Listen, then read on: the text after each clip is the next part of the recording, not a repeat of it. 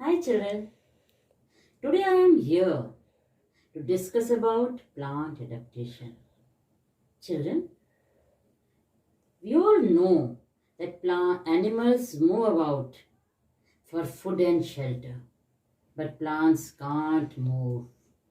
They have to make their own food and stay protected the best way they can, being in the same place. This means that plants must adapt to whatever condition are present in that environment.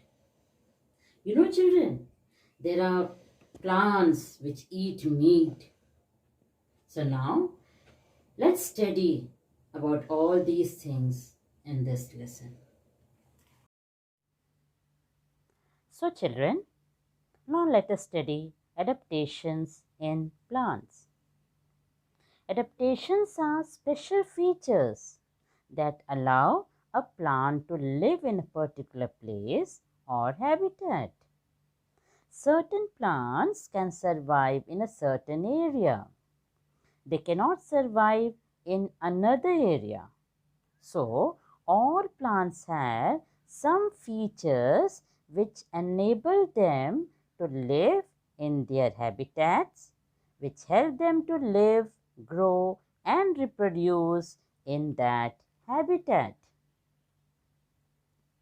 They grow almost everywhere, that is, on mountains, in plains, in desert, and even in plants are classified into two groups according to their habitats. Plants growing on land are called terrestrial plants. Aquatic plants, plants that grow in water. Now, terrestrial plants can be further divided into the following groups. Plants growing on mountains, plants in plains, plants in deserts, plants in coastal region, and plants in marshes. Plants on mountains. Trees are cone-shaped and have sloping branches. They grow tall and thin to trap sunlight. These trees are cone-shaped, having sloping branches so that snow can slide off their branches. Instead of flowers, they have cones with seeds inside them and are called conifers. They also have wax coating to prevent any damage from cold and snow. Pine tree, fir tree, cedar tree, devda tree, and spruce tree. Now let us see the adaptation in plains. These have flat leaves which help water vapor to evaporate and keep the tree cool when the climate is hot. Some trees in plains shed their leaves in winter to protect themselves against the cold. And as spring approaches, new leaves start growing. Such trees are called deciduous trees. These trees have more space to spread out. Some trees do not shed their leaves and bear leaves throughout the year, but shed leaves independently of the others. Such trees are called evergreen trees. In some areas of plains, it rains throughout the year. The plants in such places turn into dense green forest. Such forests are called rainforests. Now see the examples of deciduous tree: banyan tree, mango tree, peepal tree. The examples of evergreen tree: palm tree, coconut tree, rubber tree. Rainforest. Now look at the dense forest. Now adaptation in coastal region. They have deep, long roots and strong, flexible stem to tolerate strong winds. Their leaves are thick and formed of many long stripes. For example, palm tree and coconut tree. Now plants in marshes. In marshy areas, the soil is very sticky and clayey. Clay holds a lot of water and very little air. The trees that grow here are called mangroves. The roots of these trees grow above the water. Such roots are called breathing roots. These roots helps to absorb water and minerals. Avicennia tree, the black mangroves. Let's see the picture of Rhizophora, red mangroves. Now plants in deserts. In deserts, days are extremely hot and nights are very cold. There is very less rainfall. Plants growing in these places are called xerophytes. To survive in this climate, plants have following features. The stem is green, thick and fleshy, which makes food and stores plenty of water. Leaves are modified into spines to reduce water loss. Most cactus plants bloom at night. Roots are spread out wide to absorb water from deep under the soil. Cactus. This is a picture of date palm. Here's a picture of babool. Kika tree.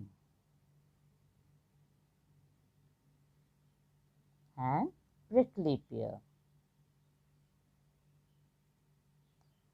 Now let us study about the non-green plants. Plants that do not have chlorophyll, the green pigment, are called non-green plants. Non-green plants cannot make their own food. They usually absorb food from dead plants or animals. They are also called saprophytic plants. Some non-green plants grow on another plants and obtain their food from them. Such plants are called parasites or parasitic plants. Mushroom. They are the example of parasites. Insectivorous plants. The plants which eat insects are called insectivorous plants. These plants grow in soil, which is poor in minerals.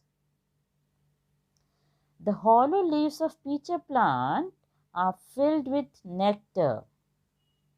When insects come to feed on this nectar, the lid of the peach plant closes and insect gets trapped inside.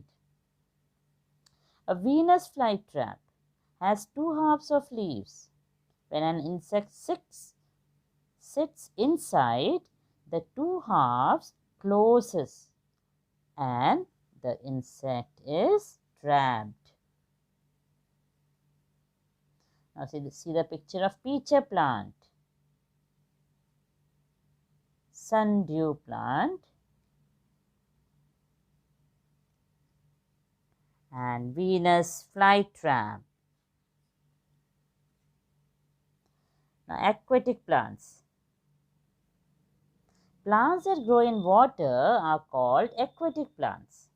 There are three types of aquatic plants: floating plants, fixed plants, and underwater plants. Plants that float freely on the surface of water are called floating plants. They have spongy bodies which help them to float. Their roots are not fixed in the water beds and are poorly developed. Waxy leaves of these plants prevent stomata from damage so that they can easily breathe through stomata, which are on the upper surface of the leaves. See the example of floating plants: duckweed, water hyacinth. Now let's study about the fixed plants. Plants whose roots are fixed to the water bed are called fixed plants. These plants have long hollow stems which help the broad leaves and flowers to float. The stem of fixed plant is very flexible. Their leaves have stomata on the upper surface so that they can breathe easily. This is a picture of fixed plants. Water lily. Now, let us come to the last category of plants, the underwater plants. Plants that grow totally underwater is called submerged plant or underwater plants. They have narrow and thin leaves with no stomata. They breathe through their body surface. They have very delicate and flexible shoots. These plants use carbon dioxide breathed out by aquatic animals. We can put these plants in the aquarium. Now let us see the examples. This is a picture of tape grass, pondweed, and Vallisneria. Thank you, children. Hope you all understood the lesson.